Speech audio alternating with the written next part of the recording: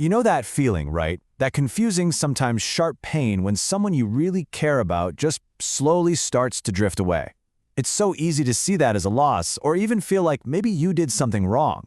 But what if it's something else entirely? What if it's actually a sign that you're on the right track? Let's dig into that idea because honestly, it might just change everything. I want you to really sit with this question for a second. What if the people who drifted out of your life weren't betraying you? What if them leaving wasn't some personal attack or some reflection of your worth? This one question, it's the key. It's the key to unlocking a totally new and way more powerful way of looking at these painful moments. Okay, so before we jump into that new perspective, we have to talk about the old one, the one that causes so much pain. It's that familiar, sinking feeling of being left behind, right? Of something valuable being taken from you. It's a mindset that's all about lack and loss, and it just keeps us stuck looking in the rearview mirror. I mean, just look at the two ways you can frame the exact same thing. That old mindset, the painful one, it screams abandonment or betrayal, a story that automatically makes you the victim. But the growth mindset, it reframes it completely. It's not abandonment, it's just incompatibility. It's not a betrayal, it's actually a sign of your own evolution. The real point isn't about losing them, it's about the undeniable fact that you have changed. And that right there, that brings us to the core idea of this whole explainer, what I'm calling the great reframe. It's all about making this fundamental shift in how we see the end of a connection. We're moving from a story of loss to a story of personal triumph and, well, just moving forward.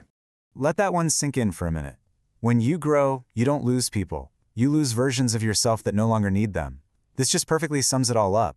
See, that connection wasn't just with you, as you are today. It was with a past version of you. And as you evolve, maybe you switched careers, or got serious about therapy, or discovered some new passion that lit you up. The old scaffolding of your life, well, it naturally falls away to make room for what's coming next. And that includes some relationships. So, instead of seeing a friendship ending and thinking, I failed, this new way of thinking lets us see it as actual, tangible proof that we're growing. It's like a marker on your personal journey, a little signpost that says, hey, you are not the same person who started down this path. And that's a good thing. Congratulations. You know what? Let's give this a name so it really sticks. Growth-based incompatibility. It's not some dramatic, big falling out. It's usually just this quiet, natural parting of ways.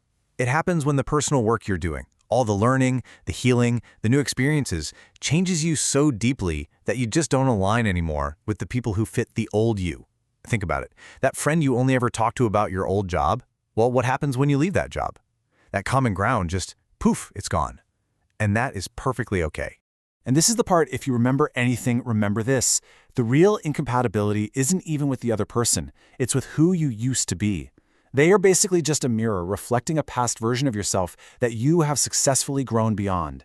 So in a way, seeing them go is like a quiet celebration of your own progress. Okay, so what do we do with all this? How do we actually live this out?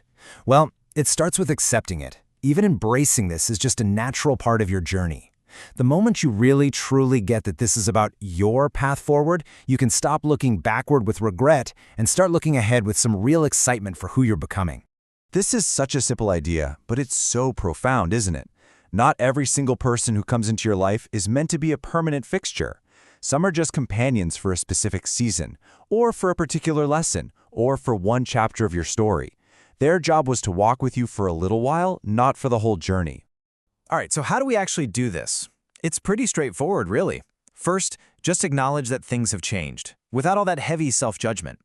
Step 2, you actively reframe it. This isn't a loss, it's proof I'm growing. Third, feel some genuine gratitude for the part they played in your story, for the version of you they knew.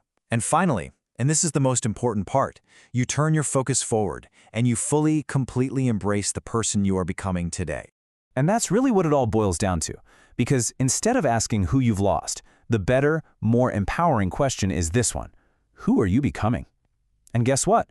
The people who align with that future self, the one you're building right now, they're out there. They're just a little further up ahead on your path, waiting for you.